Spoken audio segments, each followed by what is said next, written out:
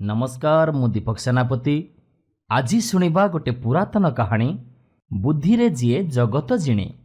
परिवेशन परशुराम बेहरा। दिने मंत्री कहिले जेते बुद्धि सुझी कौन हम जदि से बुद्धि कामरे लगेनी ताले से बुद्धि ना घर को ना पर को। घरे जहा किछि बाप अर्जिला धन अच्छी सेतक चाही चाही पुओ मानकर दिन काल गड़ी जाए। काम करिवे कहीं ना बुद्धि खटेबे कहीं। अरे बाबू काम कले सिना देहरे बल हब मनरे आनंद आसीब। बुद्धि खर्च कले बुद्धि बढ़िब आउ बसी खाइले नई बाली सरे। एई कथा सुनी पुओ देह को नेला। ता देहरे छल पशिगला। भाविला मु घरे बसी बोली बापा मते एसबू कथा एमती देखिकी कहउचंती। घरु काणी कौड़ीटे भी मु सांगरे नेबिनी। से मो बापांग धन मो अर्जन नुह। देखिबी मु मो सिंगरे माटी ताड़ी पारुछि कि नाई। एते बड़ पृथ्वी पड़िछि मते कौन कौटी टिके आश्रा मिलबनी। जो भगवान पाहाच तले गोटे कुजी बेंग पाई आधार रखिछंती से मते मुठे दाना आउ खंडे कना देबेनी। अधराती सेतेबेले मंत्री पुओ पदाकू बाहरला। जहा ता भाग्य रे थिबो। घर छाड़ी आगकू आगकू चलिला। सुकुमार पादरे तार कंटा फुटिला, रक्त भी झरिला। से सबकू तार निघा नाही। चालिछि तो चालिछि। एमिति जाई जाई छाई नौटा बेलकू गोटे मुलकरे जाई पहुंचिला। सेठी जणे राजा राजूती करुथांती जे तांकर दी राणी काहाडू पिलाटी भी हेनी। राजांक मनरे सुख न थाए। जोगकू देख दी राणींकर एका बेले दीटी पिला हेले। गोटे पुओ हेला आउ गोटे झियो। केड़े भाग्य देख मो। देला बेले भगवान एमती दियंती। राइज जाक धन्य धन्य कले। राजांक उआसा आलुओ हेला। अंतपुर रे केते मौछ लागिला। केते दान खैरात हेला। बाहरे देखिबाकू सिना एते मौज। तेने अंतपुर रे बड़ राणी और सान राणीक भितरे मन फटाफटी झटापटा कली। कथा कण कि गोटे दासी हेछि सबु नाटर गोवर्धन। या पछरे आउ जणे अछि सेई होछि कलीर असल गोड़। किए से पिला बदल करिछि। सान राणी कहिले मु पुओ जन्म करिछि। झियो मो कोଳରେ कोठु आसिला। बड़ राणी कहिले देख जा पुओ ता पाखरे सोइछि। विधाता जाहाकू जाहा देइछि। निछुटारे रबे खबे हेले कौन हब। कथा माजु माजु गरु हेला। रजांक कान जाए कथा गला। घर कली जनक पटकू आउजिले आउ जणे मुह फुलेइब। प्रकृत रे काहार पुओ हिछि केमिति जानिबे। कली न छिंडिले कण आउ अंतपुर रे पसी हब। मंत्री को पचारिले। केते कवि पंडित मानकू पचारिले। सेमाने जहा बुद्धि देले राजांक मनकू किंतु पाइलानी। एपटे पले दासी आर पटे पले दासी। लागिला कीर्तन। अंतपुर खाली पड़ुथाए उठुथाए। राजा सिना राइज जाकर कली छिंडौचंती निज बेलकू मुंडरे हाथ देई बसिले। भाबिले एमिति नअରରେ रहिबा अपेक्षा बनवास करिबा बहुत भल। एतिकी बेले मंत्री पुओ हाथ जोड़ी कहिला छामु आज्ञा देले मुए कली छिंडेई देबी।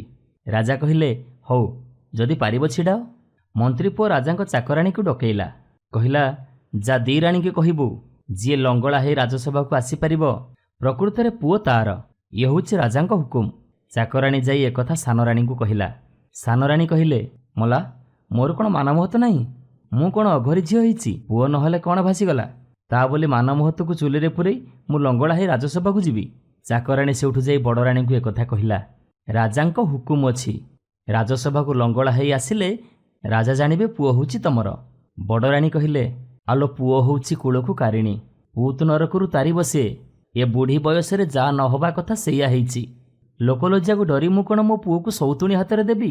हौ तू जा राजा को एई कथा कहिबू। मते जीए जहा कहूछि कहू मो पुओ पाई मो रंकुणी धन पाई मोरे गला रतन पाई मो निश्चय राजसभा को लंगड़ा हेकि जीवी। चाकराणी सबु कथा मंत्री पुओ को जणैला। ता पर दिन मंत्री पुओ राजा को कहिला महाराज आउ गोटिए परख अछि। राजा कहिले कौन। मंत्री पुओ कहिला छामु दी राणी को ठारू दीटी गिनारे क्षीर आनिब। पुओ हेले मार क्षीर बहलिया आउ झियो हेले मार क्षीर पतला हिथाए। राजा चाकराणी हाथ रे दीटी सुना ताटियारे क्षीर मगई परखिले। देखागला सान राणीर क्षीर बहलिया। तापरे मंत्री पुओ शेष प्रमाण नेला। चाकराणी हाथ रे दुई राणी पाखकू खबर गला। जा जना जाउची पुओटी दी राणीकर। कोठ धन से मन मिलिले एकाठी रहिबो नहेले बंटा हबो। दींकर अधा अधा। पिलाकू खंडारे दुई गड़ कराजिबो। जाहार जो खंड हक हबो ताकू से खंडक दियाजिबो। बड़ राणी एकथा शुणी भाबिलानी कि चिंतिलानी।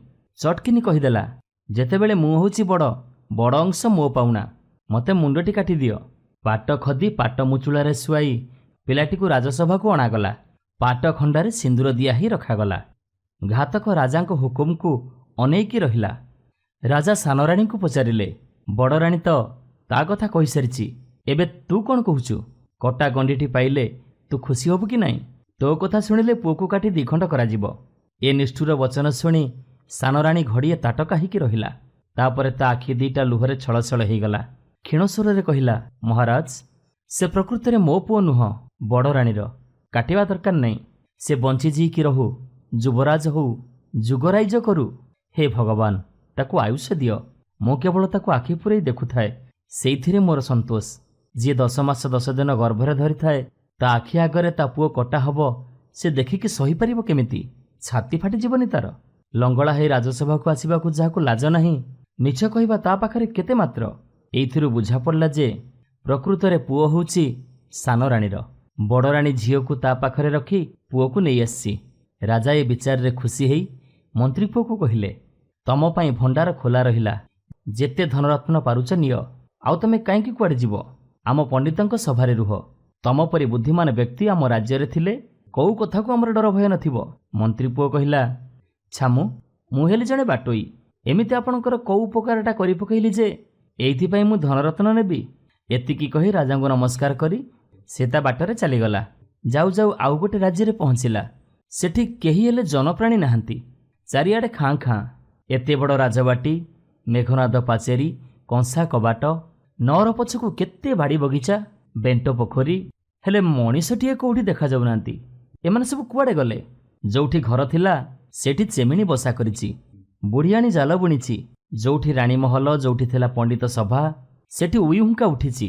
ମନ୍ତ୍ରୀ ପୁଅ ଘର ଘର ଖୋଲି ପଶିଲା। କୋଉଠି ବିଲେଇ ଛୁଆଟି ବି ଦେଖିବାକୁ ପାଇଲାନି। ଶେଷକୁ ଗୋଟେ ଶଙ୍ଖ ମଲମଲ ପଥର ଘରେ ପଶିଲା। ଆରେ ଇଏ କ'ଣ? କିଏ ସେ? କି ସୁନ୍ଦର ପିତୁଳା ନୁହଁ, ରକ୍ତ ମାଂସର ମଣିଷ, ଗୋଟେ ସୁନ୍ଦରୀ କନ୍ୟା। ଏ ନିଶ୍ଚୟ ରାଜାଙ୍କ ଝିଅ ହବ। ହେଲେ ଶୋଇଛି କାହିଁକି? ଏ ନିଶ୍ଚୟ ଜାଣିଥିବ ରାଜବାଟୀରେ କାହିଁକି କେହି ନାହାନ୍ତି ବୋଲି। ରାଜା, ରାଣୀ, ପାତ୍ର, ମନ୍ତ୍ରୀ, ସୈନ୍ୟ, ସେନାପତି କୁଆଡ଼େ ଯାଇଛନ୍ତି, ସବୁ କଥା ଏ ନିଶ୍ଚୟ ଜାଣିଥିବ। ମନ୍ତ୍ରୀ ପୁଅ କବାଟ ଧଡ଼ ଧଡ଼ କଲା। ବଡ଼ ପାଟି କରି ଡାକ ପକେଇଲା। ତଥାପି ଜେମାର ନିଦ ଭାଙ୍ଗିଲାନି। କଥା କ'ଣ? ଇଏ କ'ଣ ମରିଯାଇଛି ନା କ'ଣ? ନା, ତା ନିଶ୍ୱାସ ତ ଚାଲିଛି। ଏହା ଭିତରେ ନିଶ୍ଚୟ କିଛି ରହସ୍ୟ ଅଛି। ମନ୍ତ୍ରୀ ପୁଅ ଜେମାଙ୍କ ମୁଣ୍ଡ ପାଖରେ ଦେଖିଲା 2ଟି ଫୁଲ ଥୁଆ ହେଇଛି, ଗୋଟିଏ ଧଳା ଆଉ ଗୋଟିଏ ନେଳିଆ। ସେ ନେଳିଆ ଫୁଲଟିକୁ ପ୍ରଥମେ ଶୁଙ୍ଘେଇ ଦେଲା। ଜେମା ଉଠିବେ କ'ଣ, ପୁଣି କଡ଼ ନେଉଟେଇ ଶୋଇଲେ। ସେଉଠୁ ଧଳା ଫୁଲଟିକୁ ଧରି ନାକ ପାଖରେ ଶୁଙ୍ଘେଇ ଦେଲା। ଆଶ୍ଚର୍ଯ୍ୟ କଥା, ଜେମା ଆସ୍ତେ ଆସ୍ତେ ଆଖି ମେଲିଲା। ଆଖି ସାମ୍ନାରେ ମନ୍ତ୍ରୀ ପୁଅକୁ ଦେଖି ବହୁତ ଖୁସି ହେଲା। କେତେ କାଳ ହେଲା ସେ ମଣିଷ ମୁହଁ ଦେଖିନି। ହେଲେ ସେ ଏଠିକି କେମିତି ଆସିଲା? ଘଡ଼ିଏ ଖୁସିରେ ଚାହିଁକି ପଚାରିଲା, ତମେ ଏଠି କାହିଁକି ଆସିଲ? ମନ୍ତ୍ରୀ ପୁଅ କହିଲା, ମୁଁ ତ ବାରବୁଲା, 12 ଦେଶ ବୁଲୁଛି। ଏଠିକି ଆସିଲି କ'ଣ ଅସୁବିଧା ହେଲା? ଆଚ୍ଛା ମୋତେ କୁହ, ତମେ ଏମିତି କାହିଁକି ଶୋଇଛ ଏଠି? ତମ ବାପା ମା ଏସବୁ କୁଆଡ଼େ ଗଲେ? ଆଉ ଗୋଟେ କଥା, ତମ ରାଜ୍ୟରେ ତ କାହିଁ ଗୋଟିଏ ମଣିଷ ବି ଦେଖାଯାଉନାହାନ୍ତି। ଏମାନେ ସବୁ କୁଆଡ଼େ ଗଲେ? ଜେମା କାନ୍ଦିଲା ପରି ହସିକି କହିଲା, ମଣିଷ? ଏଠି ମଣିଷ କୁଆଡ଼ୁ ଆସିବେ? ଅସୁରୁଣୀ ତ ସମସ୍ତଙ୍କୁ ଜଳଖିଆ କରିଦେଇଛି। ମୋ ମାଆକୁ ପୋଖରୀ ଘାଟରେ ଖାଇଲା, ମୋ ଭାଇକୁ ଖାଇଲା, ମୋ ବାପାକୁ ବି ଖାଇଲା। ଦାସ ଦାସୀ ସମସ୍ତଙ୍କୁ ନିର୍ମୂଳ କରିଦେଲା। ପାତ୍ର, ମନ୍ତ୍ରୀ, ପ୍ରଜା, ପାଟକ ଯିଏ ଯୋଉଠି ଥିଲେ ସମସ୍ତେ ଦେଶ ଛାଡ଼ି ପଳେଇଗଲେ। ଏକୁଟିଆ ମୁଁ ଏଠି ପଡ଼ିକି ରହିଛି। ତା ମନରେ କ'ଣ ଦୟା ଅଛି କେଜାଣି? କେବଳ ମୋତେ ପାଳିଛି। କୋଉଦିନ ଯଦି କିଛି ଆହାର ତାକୁ ନ ମିଳିବ, ସେ ମୋତେ ବି ଖାଇଦେବ। ଶୁଣ, ଆଉ ଟିକେକୁ ସେ ଆସିଯିବ। ତାଳ ଗଛ ପରି ସେ ଡେଙ୍ଗା, ଶାଳ ଗଛ ପରି ତା ହାତ, ପୋଖରୀ ଭଳିଆ ତା ପାଟି, ଗୁଆ ଖୋଳପା ପରି ଲହ ଲହ କରୁଛି ଜିଭ। ଯାଅ, ତମ ଜୀବନ ନେଇ ଏଠୁ ପଳେଇ ଯାଅ। ମନ୍ତ୍ରୀ ପୁଅ କହିଲା, ପଳେଇବି? ମୋ ଜୀବନରେ ମୁଁ କାହାକୁ ଡରିକି ପଳେଇ ଯାଇନି। ଜେମା କହିଲା, ଆଉ ଯଦି ନ ଯିବ ତାହେଲେ ତମକୁ ଅସୁରୁଣୀ ଖାଇଯିବ। ମନ୍ତ୍ରୀ ପୁଅ କହିଲା, ମୁଁ ତା ସହିତ ଯୁଦ୍ଧ କରିବି? ଜେମା ଟିକେ ହସି ଦେଇ କହିଲେ, ବଡ଼ ବଡ଼ ଗଲେ ଫସର ଫାଟି, ଆଉ ଏ ସାନ ଆସିଲେଣି ବେସର ବାଟି। କିଓ କେଡ଼େ କେଡ଼େ କ୍ଷେତ୍ରୀ ତ ଛତ୍ରଭଙ୍ଗ ଦେଇ ପଳେଇଗଲେ, ଆଉ ତମେ ଯୁଝିବ? ଆରେ ତା ସାମ୍ନାରେ ଠିଆ ହେଲା କ୍ଷଣି ସେ ଟପ୍ କି ଗିଳିଦେବ। ଆଉ ତା ସହିତ ତମେ ଯୁଦ୍ଧ କରିବ କ'ଣ? ତମ ସର ତା ଦେହରେ ଫୁଟିବନି, ଆଉ ଟିକେ ରାଞ୍ଚୁଡ଼ି ବି ହବନି। ମନ୍ତ୍ରୀ ପୁଅ ପଚାରିଲା, ତାହେଲେ ଉପାୟ କ'ଣ? ଜେମା କହିଲା, କୋଉ କଥାକୁ ଜଗତ ଭିତରେ ଉପାୟ ନାହିଁ କହିଲ? ମଞ୍ଚମଣ୍ଡଳରେ ଜନ୍ମି ପୁଣି ନମରେ କିଏ? କଂସାସୁର, ମୁରାସୁର ଠାରୁ କ'ଣ ୟାର ପ୍ରତାପ ବେଶୀ? ସେମାନେ ତ ପୁଣି ମରିଥିଲେ। ଏ ବୁଢ଼ୀ ମରିବ ଯେ, ହେଲେ ଏମିତି ସେମିତି ସେ ମରିବନି। ତାର ଜୀବନ ନାଟି ଅଛି। ତା ଜୀବନ ନାଟିକୁ ମାରିଲେ ସେ ମରିବ। ତା ଜୀବନ ନାଟି କୋଉଠି ଅଛି କିଏ ଜାଣିଛି? ସେ କ'ଣ ଏତେ ସହଜରେ କାହାକୁ କହିବ? ଏମିତି କଥାବାର୍ତ୍ତା ହଉ ହଉ ଅସୁରୁଣୀର ଆସିବା ବେଳ ହେଇଗଲା।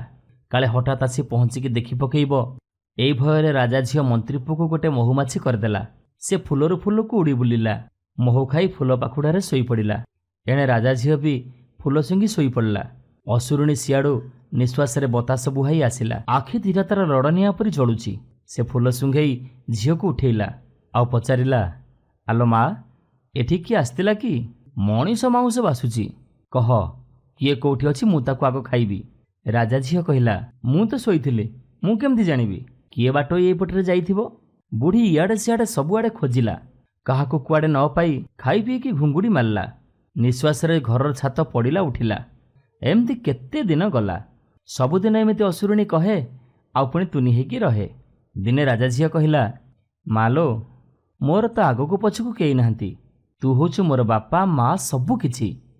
ତୋ ବିନା ମୁଁ ଘଡ଼ିଏ ବି ରହିପାରିବିନି। ତୁ ତ ଏବେ ବୁଢ଼ୀ ହେଇଗଲୁଣି। ତୁ ଯଦି କେତେବେଳେ ମରିଯିବୁ ତାହେଲେ ମୋର ଅବସ୍ଥା କ'ଣ ହେବ? ଅସୁରୁଣୀ ଟହ ଟହ ହସି ଦେଇ କହିଲା, ମୁଁ କ'ଣ ଆଜି ବୁଢ଼ୀ ହେଇଛି? ଏମିତି କେତେ ହଜାର ବର୍ଷ ଗଲାଣି, ଆହୁରି ବି କେତେ ହଜାର ବର୍ଷ ଯିବ। ମରିବା ତ ଦୂରର କଥା, କିଏ ଭଲା ମୋର ରୁମ ବଙ୍କା କରିପାରିବ? ଜେମା କହିଲା, ମା, ତୁ କ'ଣ ଅମରବର ପାଇଛୁ? ମୋର ଆଉ ଡର କାହାକୁ? ତୋ ଆଗରେ ମୁଁ ଆଖି ବୁଜିବି। ଅସୁରୁଣୀ କହିଲା, ଅମରବର ନୁହଁ ଯେ, ଆମ ଆତ୍ମା ଆମ ଦେହରେ ନଥାଏ, ଜୀବନ ନାଟିରେ ଥାଏ। ସେ ରହସ୍ୟ, ସେ ଭେଦ କିଏ ଜାଣିବ? ଓଳାଶୁଣୀ ପର୍ବତ, ତା ଗୁମ୍ଫାରେ ଗୋଟେ ସାପ, ସାପ ପେଟରେ ଗୋଟେ ଭଅଁର, ଭଅଁର ଭିତରେ ଗୋଟେ କଳା କାଇଁଚ, କାଇଁଚ ଭିତରେ ଗୋଟେ ପୋକ ଅଛି। ସେଇ ପୋକଟି ହେଉଛି ମୋର ଜୀବନ ନାଟି। ଏଇ ଶୁଣୁ, ଏକଥା କାହାକୁ କହିବୁନିଟି। ଯଦି କହିଦେବୁ ତ ବୁଢ଼ୀମା ମରିଯିବ। ରାଜା ଝିଅ କାନ୍ଦି କାନ୍ଦି କହିଲା, ନା ଲୋ ମା, ଘର କଥା କିଏ କ'ଣ ପରକୁ କହେ? ସେଦିନ ଅସୁରୁଣୀ ଚରିବାକୁ ଗଲାରୁ ରାଜା ଝିଅ ଆଉ ମନ୍ତ୍ରୀ ପୁଅ ବିଚାର ପକେଇଲେ, କେମିତି ସେ ଜୀବନ ନାଟି ଆଣିବା। ମନ୍ତ୍ରୀ ପୁଅ ବହୁ କଷ୍ଟରେ ଖୋଜି ଖୋଜି ଓଳାଶୁଣୀ ପର୍ବତକୁ ଗଲା। କୋରଡ଼କୁ ଯାଇ ଦେଖିଲା, ଗୋଟେ ମସ୍ତ ବଡ଼ ସାପ ଚେକି ବାନ୍ଧି ଶୋଇଛି। ସେଇଟା ପୁଣି ଅନ୍ଧ, ତାକୁ କିଛି ଦିଶୁନି, ତଥାପି ଫଁ ଫଁ ହେଉଛି। ଗୋଟା ତେଣ୍ଟାରେ ଖେଞ୍ଚି ଖେଞ୍ଚି ମନ୍ତ୍ରୀ ପୁଅ ସାପଟାକୁ ମାରି ପକେଇଲା। ତା ପେଟ ଚିରି ଭଅଁରକୁ ବାହାର କଲା, ଭଅଁରକୁ ମାରି କାଇଁଚକୁ ବାହାର କଲା, କାଇଁଚକୁ ଫଟେଇ ସେ ପୋକକୁ ବାହାର କଲା, ତାକୁ ଆଙ୍ଗୁଳି ଟିପରେ ଦଳିଦେଲା। ତେଣେ ଅସୁରୁଣୀ ବୁଢ଼ୀ ହାତେ ଲମ୍ବର ଜିଭ କାଢ଼ି ଭୁଇଁ ରାମ୍ପୁଡ଼ିକି ପଡ଼ିକି ମରିଗଲା। ମନ୍ତ୍ରୀ ପୁଅ ଡେଙ୍ଗୁରା ଦେଲା, ବୁଢ଼ୀ ଅସୁରୁଣୀ ମରିଗଲାଣି, ଯିଏ ଯେଉଁଠି ଅଛ ଆସ। ବଣବୁଦାରେ ଯେତେ ପ୍ରଜା ଲୁଚିଥିଲେ ସମସ୍ତେ ଆସିଲେ। ପୁଣି ଚାଷବାସ ହେଲା, ଦୋକାନ ବଜାର ଖୋଲିଲା, ବଣିଜ ବେଉସା ହେଲା। ମନ୍ତ୍ରୀ ପୁଅକୁ ଲୋକମାନେ ଦେଶର ରଜା କଲେ। ରାଜା ଝିଅ ରାଣୀ ହେଲା, ରାଜ୍ୟର ପୂର୍ବଶିରୀ ଫେରିଆସିଲା। ବୁଢ଼ୀ ଅସୁରୁଣୀ ଯେଉଁଠି ମରିକି ପଡ଼ିଥିଲା ସେଇଠି ଗୋଟେ ପାହାଡ଼ ହେଲା। ତାକୁ ଲୋକମାନେ ଏବେ ଅସୁରୁଣୀ ପାହାଡ଼ ବୋଲି କହନ୍ତି। ଏଣେ ମନ୍ତ୍ରୀଙ୍କୁ କାହିଁକି କେଜାଣି ସେ ଦେଶର ରାଜା ତଡ଼ି ଦେଇଥାନ୍ତି। ସେ ତୀର୍ଥବ୍ରତ କରି ଯାଉ ଯାଉ ଆସି ଏଇ ରାଜ୍ୟରେ ପହଞ୍ଚିଲେ। ବାପ ପୁଅ ସେଠି ଚିହ୍ନାଚିହ୍ନି ହେଲେ। ପୁଅକୁ କୋଳରେ ବସେଇ ବାପ କହିଲା, ଆରେ ପୁଅ ହବ ତ ଏକା ତୋରି ପରି ପୁଅଟିଏ ହବ। ଯିଏ ଅଲିଅଳରେ ବଢ଼େ ସେ କାଣି କଉଡ଼ିକି ବି ଯୋଗ୍ୟ ହୁଏନି। ସେମିତିକା ପୁଅ ଥାଇ କେତେ ନଥାଇ କେତେ। ତୁ ଆଜି ଗୋଟେ ଜଗତ ଜିଣିଛୁ, ବୁଦ୍ଧି ଖଟେଇ ଗୋଟେ ରାଜ୍ୟର ତୁ ରାଜା ହେଇଛୁ। ପୁଅ କହିଲା, ବାପା, ତମ କଥା ମୋ ଆଖି ଖୋଲିଦେଲା। ଏସବୁ ଯାହା ହେଇଛି ତମ ପାଇଁ ହେଇଛି, ଆଉ ଇଏ ଯାହା ଦେଖୁଛ ସବୁ କିଛି ତମର। ପୁଅର କଥା ଶୁଣି ମନ୍ତ୍ରୀ ବହୁତ ଖୁସି ହେଲେ। ସେଇଦିନଠାରୁ ମନ୍ତ୍ରୀ ଆଉ କୁଆଡ଼େ ନ ଯାଇ ନିଜ ପୁଅ ପାଖରେ ଆନନ୍ଦରେ ରହିଲେ। ନମସ୍କାର, ମୁଁ ଦୀପକ ସେନାପତି। ଆଜି ଶୁଣିବା ଏକ ପ୍ରାଚୀନ କାହାଣୀ ଠକ। ପରିବେଷଣ ପରଶୁରାମ ବେହେରା।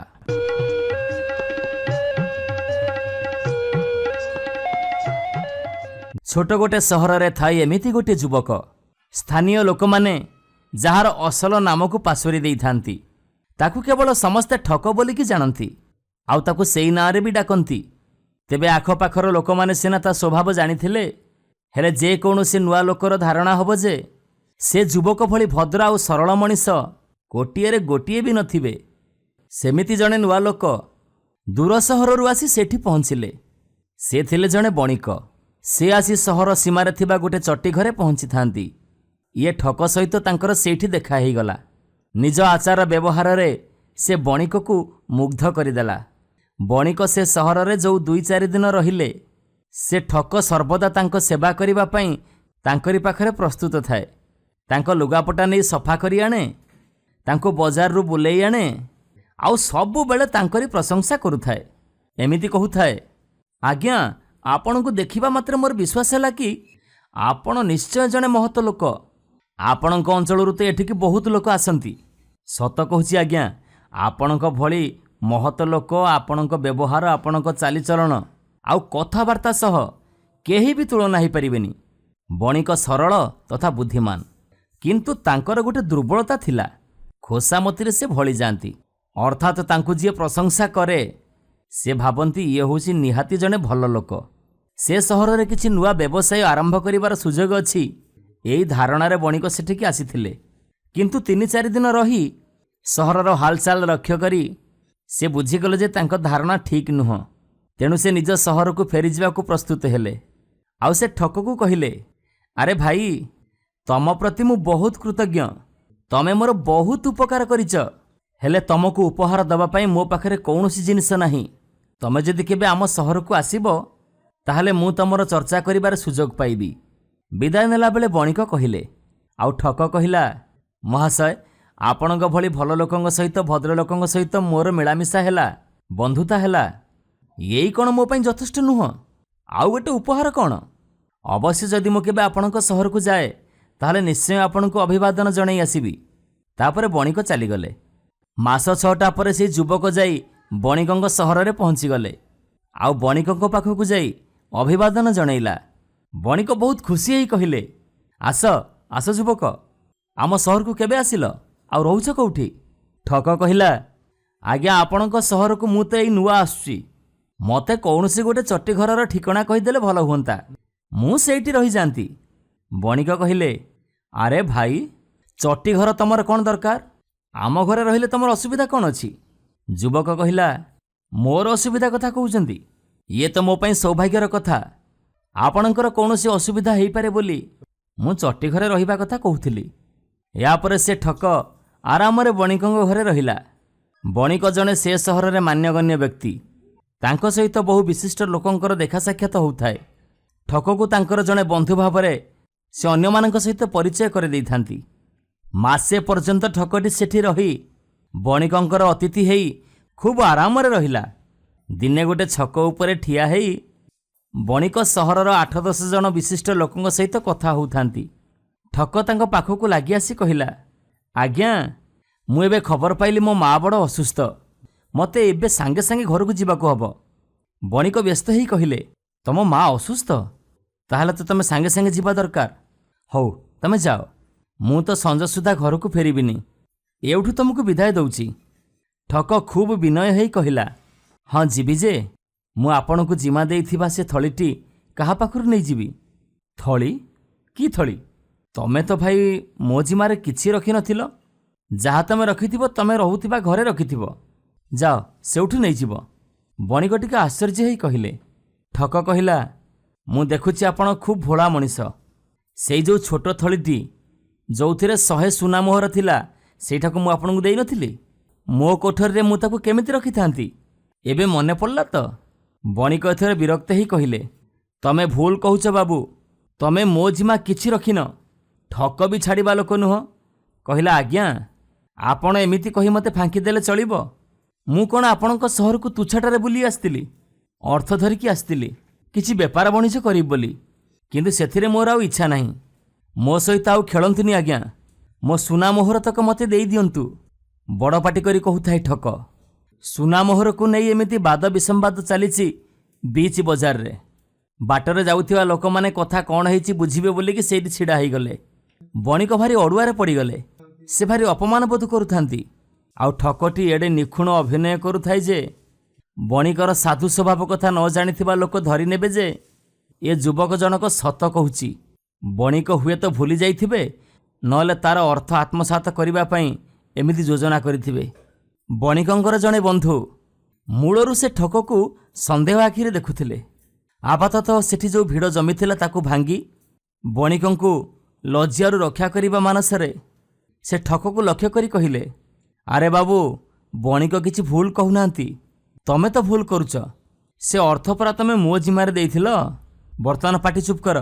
ଆସ ମୋ ସାଙ୍ଗରେ, ମୁଁ ତମକୁ ତାକୁ ଦେଇଦେବି।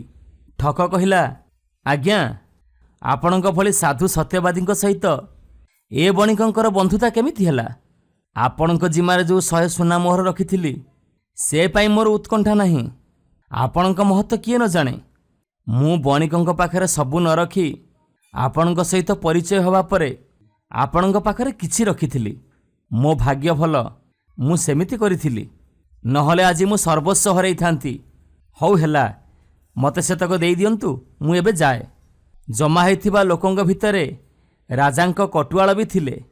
ସେ ଏବଂ ଅନ୍ୟ କେତେଜଣ ଭଦ୍ରଲୋକ ବଣିକଙ୍କୁ କହିଲେ, ଆପଣ ନିଶ୍ଚୟ ଭୁଲି ଯାଇଛନ୍ତି, ତା ଟଙ୍କା ତାକୁ ଦେଇଦିଅନ୍ତୁ। କାହିଁକି ସେ ଅଯଥାରେ ଆମ ସହରକୁ ବଦନାମ କରିବ। ଏବେ ବଣିକଙ୍କ ବନ୍ଧୁ ଆଉ ବଣିକ 100 ସୁନା ମୋହର ଛକ ଉପରେ ଥିବା ଦୋକାନୀଠାରୁ ଧାର ଆଣି ଠକକୁ ଦେଲେ। ଠକ ଚାଲିଯିବା ପରେ ବନ୍ଧୁ ଜଣକ ବଣିକଙ୍କୁ କହିଲେ, ମିଛ ପ୍ରଶଂସାରେ ତମର ଲୋଭ ଅଛି, ସେଇଥିପାଇଁ ତମେ ଏ ଦଣ୍ଡ ପାଇଲ। ବଣିକ ଦୀର୍ଘ ନିଶ୍ୱାସ ଛାଡ଼ି କହିଲେ, ବନ୍ଧୁ, ମୋର ମୋହ ଅଛି ନୁହଁ, ଥିଲା। ଏଇ ମୁହୂର୍ତ୍ତରୁ ତା ଆଉ ନାହିଁ। ତାପରେ ବନ୍ଧୁ କହିଲେ, ଆଉ ମୁଁ ନିଜକୁ ବଡ଼ ଚତୁର ମନେ କରୁଥିଲି, ଆଉ ସେଇଥିପାଇଁ 100 ସୁନା ମୋହର ହରେଇଲି। ୟା ପରେ ଦୁଇ ବନ୍ଧୁ ମନ ଦୁଃଖରେ ସେଇଠୁ ଘରକୁ ଫେରିଲେ।